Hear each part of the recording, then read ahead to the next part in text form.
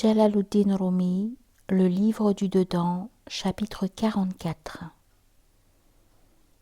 Quand il décide de partir en voyage, chacun fait des projets raisonnés, se disant « Si je vais là, j'accumulerai les agréments et les bonnes affaires, ma situation sera mise en ordre, mes amis seront contents et je l'emporterai sur mes ennemis. » Il se berce de tels projets, mais le dessein de Dieu est différent. Il a beaucoup délibéré avec lui-même, et il a médité sur ce qu'il ferait, mais pas un seul de ses projets ne s'est réalisé à son gré. Pourtant, il se fie toujours à sa propre délibération et à sa libre décision. La créature décide et elle ne connaît pas le destin. La décision de la créature ne ressemble pas au destin fixé par Dieu. Tel est le cas de celui qui se voit en rêve dans une ville étrangère où il ne connaît personne et où personne ne le connaît. Il erre désorienté. Cet homme a des regrets, du chagrin et de la peine. Il se dit « Pourquoi suis-je venu dans cette ville ? Je n'y ai aucune connaissance, ni aucun ami. » Et il se tord les mains et se mord les lèvres. Quand il se réveille, il ne voit ni ville ni gens. Il comprend que ses chagrins et ses regrets étaient vains. Il déplore cet état dans lequel il se trouvait et en comprend l'inutilité. Une autre fois, en rêve, il se voit par hasard dans la même ville et commence à avoir du chagrin et des regrets. Il se repent d'y être venu, ne réfléchit pas, ni ne se souvient que dans l'état de veille, il s'est reproché ses chagrins, sachant que ses regrets étaient vains et que toute cette aventure n'était qu'un songe futile. Or, les gens ont vu 1000 fois que leurs décisions et délibérations étaient mises en échec, que rien ne s'est réalisé selon leurs désirs. C'est le Dieu très haut qui les a fait oublier. Ils ne se souviennent de rien et sont assujettis à leurs pensées et à leur libre décision. Dieu s'interpose entre l'homme et son cœur. Ibrahim Adam, que la miséricorde de Dieu soit sur lui, lorsqu'il était roi, partit pour la chasse. En lançant son cheval à la poursuite d'une gazelle, il se sépara de sa suite et s'éloigna. Son cheval fatigué était baigné de sueur, mais il le forçait à galoper dans la campagne. Comme il avait dépassé toute mesure, la gazelle se mit à parler. Tournant sa tête vers lui, elle lui dit « As-tu été créé pour m'achever ? On ne t'a pas créé pour ma mort, et on ne t'a pas amené du néant à l'existence pour que tu me chasses. Supposons que tu m'aies capturé, qu'aurais-tu gagné ?» Quand il entendit ces mots, Ibrahim se mit à crier et se jeta à bas de son cheval. Personne ne se trouvait alentour, sauf un berger. Ibrahim le supplia de prendre ses vêtements royaux, ornés de pierreries, ses armes et son cheval, et de lui donner en échange sa cape de feutre, de ne le dire à personne, de ne donner aucune nouvelle de lui. Il s'habilla de cette pèlerine et se mit en route. Or, considère quel était son propre but et quel était celui de Dieu. Il voulait capturer une gazelle, mais grâce à elle, Dieu le Très-Haut le captura, afin que tu saches que dans le monde arrive ce qu'il veut, et que le but, c'est de le posséder et d'être soumis à lui. Omar, que Dieu soit satisfait de lui, avant de devenir musulman, vint à la maison de sa sœur. Sa sœur lisait le Coran à voix haute, la sourate Taha. Lorsqu'elle vit son frère, elle se cacha et se tut. Omar tira son cimeterre et dit « Certainement, si tu ne me dis pas ce que tu lisais et pourquoi tu t'es caché, je te couperai immédiatement la tête d'un coup de cimeterre. Il n'y a pas de pardon. » Elle eut très peur, car elle connaissait la colère et l'impétuosité de son frère. Elle savait qu'elle risquait de perdre la vie. Elle dit « Je lisais de ce livre que le Dieu Très-Haut a donné en notre temps à Mohammed son envoyé sur lui la paix, il dit « Lis-le pour que j'entende ». Elle lut la sourate Taha. Omar devint furieux et sa colère était 100 fois plus grande. Il dit « Maintenant, si je te tue, ce serait abuser de ta faiblesse. Il faut d'abord que j'aille lui couper la tête. Ensuite, j'en finirai avec ton affaire. » De cette manière, il se mit en route, son cimeterre nu à la main, furieux, vers la mosquée de Mohammed. En route, lorsque les chefs des Quraysh le virent, ils dirent « En vérité, Omar veut s'attaquer à Mohammed et sûrement, s'il doit arriver quelque incident, cela proviendra de celui-ci. » Parce que Omar jouissait de tant de force et de vigueur qu'il sortit toujours vainqueur des armées qu'il eut à affronter, et il apportait leur tête coupée en trophée. À tel point que Mohammed alayhi salatu wassalam déclarait toujours « Ô Seigneur, donne la victoire à ma religion, soit par l'aide de Omar, soit par celle de Abu Jahl » parce que tous deux étaient célèbres en leur temps pour leur force et leur héroïsme.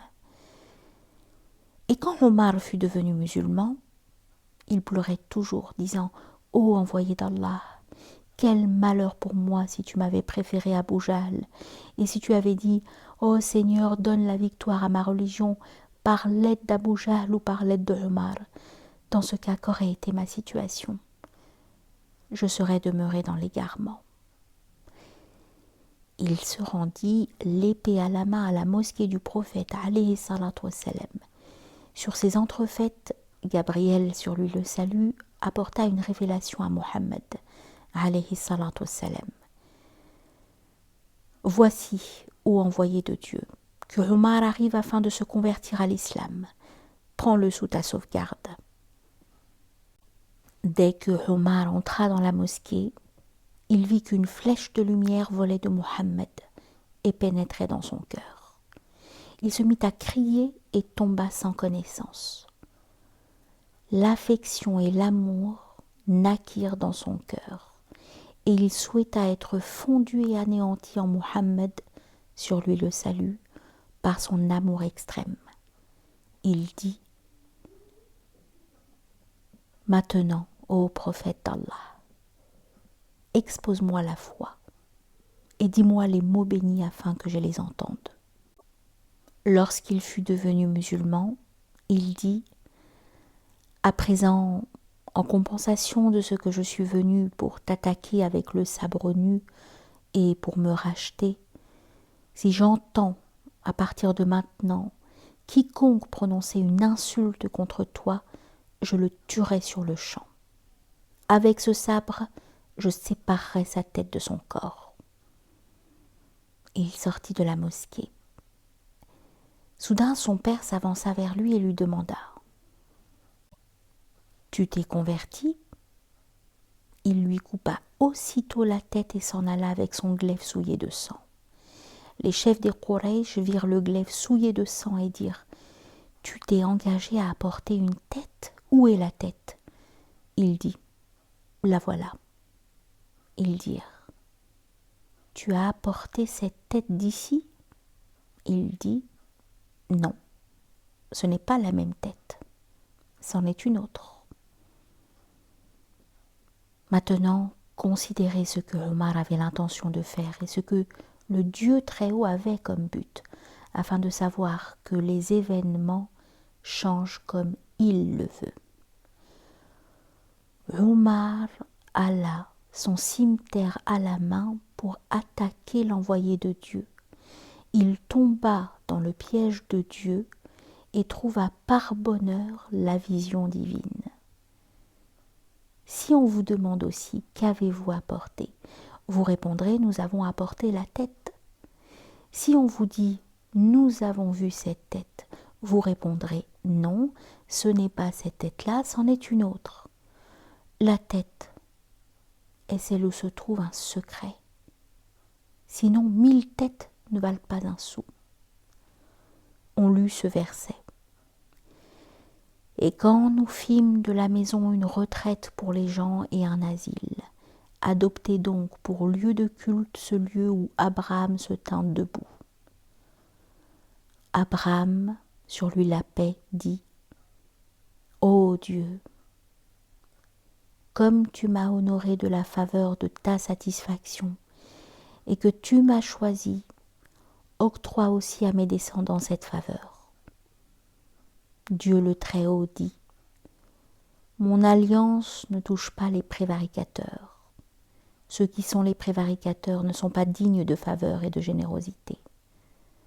Quand Abraham a su que le Dieu Très-Haut n'octroyait pas cette grâce aux prévaricateurs, il demanda autrement: Ô Dieu, ceux qui ont la foi et ne sont pas des prévaricateurs, donne-leur de ta provende et ne la leur refuse pas.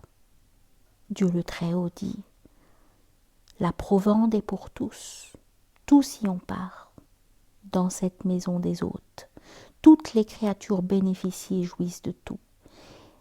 Mais la faveur de ma satisfaction et de mon acceptation, l'honneur de la générosité de Dieu, sont propres aux élus et à ceux qui sont proches de Dieu. Les exotéristes disent que la maison désigne la Kaaba. Chaque personne qui s'y réfugie est en sécurité contre toutes les calamités. La chasse y est interdite, on ne peut y nuire à personne, et Dieu le Très-Haut l'a choisi. C'est vrai et c'est juste, mais ce n'est là que l'apparence de ce que dit le Coran. Les connaisseurs de la vérité disent que cette maison est le fort intérieur de l'homme. Ô Dieu, purifie l'intérieur des tentations et des occupations charnelles, et délivre-nous des pensées et des sentiments corrompus et erronés, qu'il ne reste aucune crainte dans le cœur, que la paix y apparaisse et qu'il soit totalement le lieu de ta révélation, qu'en lui le démon et ses tentations ne pénètrent pas.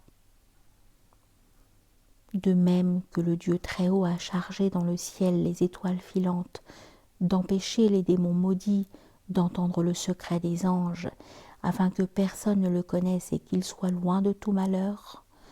Ô Dieu, toi aussi, charge le gardien de ta grâce dans notre cœur d'éloigner de nous la tentation des démons, les ruses de l'âme concupiscente et du désir. C'est là la parole des gens du batin, de l'ésotérique et de la connaissance. Chacun agit selon sa condition. Le Coran est un brocart à double face. Certains trouvent leur profit dans un côté, d'autres dans l'autre côté. Tous les deux sont vrais, car le Dieu Très-Haut veut que les deux catégories de gens tirent leur profit du Coran. Comme une femme qui a un mari et un enfant nourrisson, tous les deux tirent de cette femme une satisfaction différente. L'enfant prend plaisir au sein à boire du lait, le mari au plaisir conjugal. Les gens sont comme de petits enfants dans la voie. Ils tirent leur plaisir de la lettre du Coran et boivent du lait. Mais ceux qui sont parvenus à la perfection ont une autre contemplation et une autre compréhension du sens caché du Coran. La station et le sanctuaire d'Abraham se trouvent en un lieu aux environs de la Kaaba. Les exotéristes disent il faut faire là 2 rak'ahs de prière. C'est juste bien sûr, mais la station d'Abraham chez les gens de la vérité est que tu te jettes comme Abraham dans le feu pour l'amour de Dieu et que tu arrives à l'étape d'Abraham avec effort et persévérance dans le chemin de Dieu, ou que tu t'approches de cette station. Lui se sacrifia pour l'amour de Dieu. Pour lui, l'âme charnelle ne comptait pas, et il n'éprouvait pas de crainte. Faire 2 rak'ahs de prière dans la station d'Abraham est bien, mais de telle façon que le qiyam soit effectué en ce monde, et le ruku' dans l'autre monde. La Kaaba signifie le cœur des prophètes et des saints qui est le lieu de la révélation de Dieu. La Kaaba en est l'accessoire. S'il n'existe pas un cœur, à quoi sert la Kaaba? Les prophètes et les saints ont renoncé totalement à leurs propres désirs et se sont soumis à ceux de Dieu afin d'accomplir ce qu'il dit. Quant à ceux qui ne l'ont pas, l'estime de Dieu même s'il s'agit de leur père et de leur mère, ils les détestent et les considèrent comme des ennemis. Nous avons mis dans ta main la bride de notre cœur. Ce que tu appelles cuit, je l'appelle brûlé. Ce que je dis est un symbole, pas un exemple. Dieu le Très-Haut a comparé sa propre lumière à une lampe. C'est un symbole. Et comparer l'existence des saints à un verre de lampe, c'est aussi un symbole. L'existence et l'espace ne peuvent contenir sa lumière. Et comment pourrait-elle être contenue dans la lampe et le verre? Les rayons des lumières de Dieu le Très-Haut ne sont pas contenus dans le cœur. Mais si tu les cherches, tu les trouveras là dans le cœur en tant que reflet de sa propre lumière. De même que tu trouves ta propre image dans le miroir. Pourtant, ton image n'est pas dans le miroir, mais quand tu t'y regardes, tu te vois. Les choses qui semblent inintelligibles, quand on les considère comme des symboles, deviennent intelligibles. Et quand elles sont intelligibles, elles sont tangibles. De même, tu peux dire que lorsqu'un homme ferme les yeux, il voit des formes bizarres. Il aperçoit des images et des formes sensibles. Et quand il ouvre les yeux, il ne voit rien. Personne ne croira que ces visions sont intelligibles. Mais quand tu les expliques par une comparaison, elles deviennent claires. Il en est ainsi de quelqu'un qui rêve de 100 000 choses dont il ne peut voir une seule à l'état de veille, ou d'un architecte qui en esprit imagine une maison, sa longueur, sa largeur, sa forme. Pour personne l'existence de cette maison n'est intelligible, mais quand il en dessine le plan sur le papier, sa conception devient claire. Et quand il en précise les qualifications, elle devient intelligible. Maintenant que son projet est intelligible, l'architecte peut se mettre à construire la maison selon le plan et la maison devient tangible. Nous voyons donc que tout ce qui est inintelligible devient intelligible et tangible au moyen d'images. Ainsi, on dit que dans l'autre monde, les livres s'envolent, les uns dans la main droite et les autres dans la main gauche. De même pour les anges, le trône, l'enfer, le paradis, la balance, le jugement et le livre. Ces choses ne peuvent être comprises qu'à l'aide d'une comparaison. Bien que dans le monde d'ici-bas il n'y ait rien qui ressemble à ces choses, on peut cependant les comprendre grâce à la comparaison. La nuit, tous les hommes dorment, le cordonnier comme le roi, le juge comme le tailleur, etc. Les pensées de chacun s'envolent, il ne leur en reste aucune. Puis à l'aube, c'est comme si la trompette d'Israfil ressuscitait les parcelles de leur corps. Les pensées de chacun, comme les livres dans l'autre monde, reviennent à tire-d'aile vers chaque homme, sans aucune erreur. Les pensées du tailleur reviennent au tailleur, les pensées du juriste au juriste, les pensées du forgeron au forgeron, les pensées du tyran au tyran, celles du juste au juste. Un homme s'endort-il tailleur le soir et se réveille-t-il cordonnier au jour? Non, car c'était là son travail et ses occupations. Il reprend les mêmes activités. Il faut que tu saches qu'il en va de même dans l'autre monde. Alors lorsqu'un homme, en employant cette comparaison, arrive au bout du fil, il contemple et flaire dans ce monde toutes les conditions qui existent dans l'autre monde. Toutes lui sont révélées, de sorte qu'il parvient à comprendre que toutes choses sont contenues dans la toute-puissance de Dieu. Vous voyez bien des eaux pourrir dans la tombe, qui jouissent pourtant d'un doux repos et d'un sommeil enivré, pleinement conscients de cette joie et de cette ivresse. Or, ce n'est pas une exagération de dire que la terre lui soit légère. S'il n'était pas conscient de ce plaisir, pourquoi formulerait-on pareil souhait? Que vive 100 ans cette idole pareille à la lune, que mon cœur soit un carquois pour les flèches du chagrin qu'elle cause. Mon cœur est mort joyeux dans la poussière de son seuil. Ô mon Dieu, Qui donc a prié pour que sa terre me soit légère? 2 personnes se sont endormies dans un même lit. L'une se voit devant une table servie dans un jardin de roses au paradis, l'autre au milieu des serpents et des scorpions près de l'ange gardien de l'enfer. Mais si tu vas au fond des choses, en ces 2 personnes, tu ne vois ni l'un ni l'autre de ces états. Donc il n'est pas étonnant que les parcelles de certaines personnes dans la tombe soient en paix dans la joie et dans le plaisir, et que certaines autres soient dans le châtiment, la souffrance et la douleur. Tu ne vois aucunement ni l'un ni l'autre. Il est clair que les choses inintelligibles deviennent, à l'aide des comparaisons, intelligibles. Il y a symbole et symbole.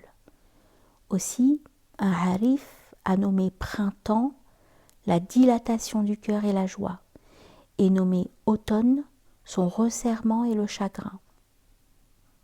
Comment la joie ressemble-t-elle au printemps? Et comment, selon les apparences, le chagrin ressemble-t-il à l'automne? C'est un symbole, sans lequel la raison ne peut imaginer ni apercevoir le sens. Ainsi que l'a dit le Dieu le Très-Haut, l'aveugle et le clairvoyant ne sont pas égaux, ni les ténèbres et la lumière, ni l'ombre et la fournaise. Il compare la foi à la lumière et l'impiété aux ténèbres. Ou bien il compare la foi à une ombre douce et l'impiété à un soleil ardent et impitoyable qui fait bouillir le cerveau. Pourtant, quelle ressemblance y a-t-il entre l'éclat et la subtilité de la foi et la lumière de notre monde? Ou bien entre la bassesse et l'obscurité de l'incroyance et l'obscurité de notre monde? Si quelqu'un s'endort pendant que nous parlons, ce sommeil ne provient pas de l'inattention, mais de la sécurité. Ainsi, une caravane parcourt une route difficile et dangereuse par une nuit noire. Elle avance dans la crainte de peur qu'un ennemi ne lui cause du tort. Aussitôt que la voix d'un chien ou le cri d'un coq parvient à leurs oreilles et qu'ils sont arrivés à un village, ils n'ont plus de soucis. Ils s'étendent et s'endorment doucement. Sur la route, quand il n'y avait ni bruit ni murmure, de peur ils ne pouvaient dormir. Dans le village où ils sont en sécurité, en dépit des aboiements des chiens et des cris des coqs, ils sont insouciants et heureux, ils s'endorment. Nos paroles aussi proviennent de lieux paisibles et sûrs, de là où ont parlé les prophètes et les saints. Quand les esprits entendent les paroles de leurs amis, ils se sentent en sécurité et sont libérés de la peur, car ces mots leur transmettent le parfum de l'espoir et de la félicité. De même, un homme qui voyage avec une caravane par une nuit noire s'imagine dans son extrême frayeur que des voleurs ont pris place dans la caravane. Il désire entendre parler ses compagnons de voyage et les reconnaître par leurs paroles. Lorsqu'il entend leurs paroles, il se sent en sécurité. Dis, ô Muhammad, récite. Parce que ton essence est subtile, les regards ne t'atteignent pas. Mais quand tu parles, ils s'aperçoivent que tu es l'ami intime de leurs esprits. Ils se sentent en sécurité et en paix. Parle donc. La maigreur de mon corps suffit à attester que je suis un homme qui, s'il ne vous parlait pas, demeurait invisible à vos yeux. Il existe un animal qui demeure dans les champs de blé et qui est si petit qu'on ne le voit pas. Mais quand il produit un son, alors les gens le découvrent. Les hommes sont entièrement plongés dans le champ de blé de ce monde, et votre esprit est invisible à cause de son extrême subtilité. Parlez donc, afin qu'on puisse vous reconnaître.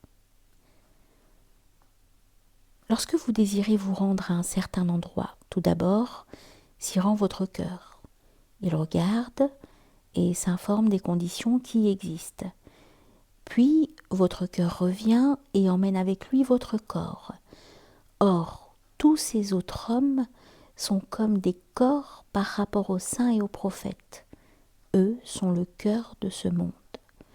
D'abord, ils sont allés dans l'autre monde, échappant à leurs attributs humains, à la chair et au sang. Ils ont contemplé les profondeurs et les hauteurs de ce monde-là et de celui-ci, et sont passés par toutes les étapes, de sorte qu'ils ont appris comment il faut avancer sur cette voie. Puis ils sont revenus et ont adressé un appel à l'humanité, disant « Venez dans ce monde originel, car ce monde-ci est une ruine et une demeure périssable. Nous avons découvert un lieu de délices dont nous vous informons. » On voit donc que le cœur, en toutes circonstances, est attaché au cœur du bien-aimé et n'a pas besoin de traverser les étapes, ni de craindre les brigands des grands chemins, ni besoin du bas de la mule. C'est le misérable corps qui est attaché à ces choses. J'ai dit à mon cœur, ô mon cœur, par ignorance du service, de qui t'es-tu donc privé? Mon cœur a répondu, c'est toi qui fais erreur. Je suis attaché à son service, et toi tu es égaré. Où que tu sois, et dans quelque situation que tu te trouves, essaie toujours d'être un amoureux, et un amoureux passionné. Une fois que tu posséderas l'amour, tu seras toujours un amoureux, dans le tombeau lors de la résurrection, dans le paradis à jamais. Quand tu as semé du froment, le froment poussera sûrement. Il sera dans la gerbe et dans le four. Majnoun désirait écrire une lettre à Leïla. Il prit une plume et écrivit ces vers.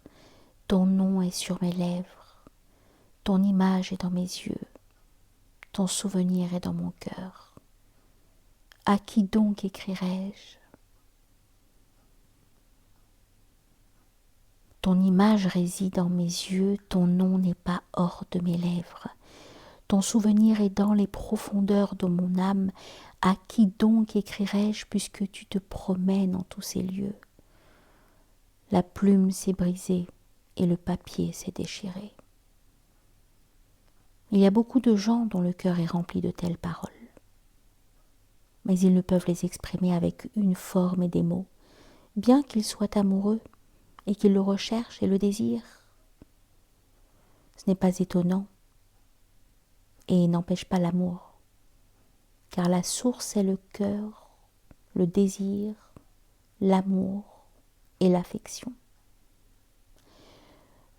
De même que l'enfant aime le lait et en tire des forces, et pourtant ne peut pas donner des explications ni fournir des précisions au sujet du lait, il ne peut exprimer sa satisfaction avec des mots. Il ne peut dire quel plaisir il éprouve à boire du lait, et comme il sera faible et misérable s'il n'en boit pas, bien que son âme soit amoureuse du lait et le désire ardemment. En revanche, si l'adulte explique de 1000 façons ce qu'est le lait, il n'en tire aucun plaisir et n'en jouit pas.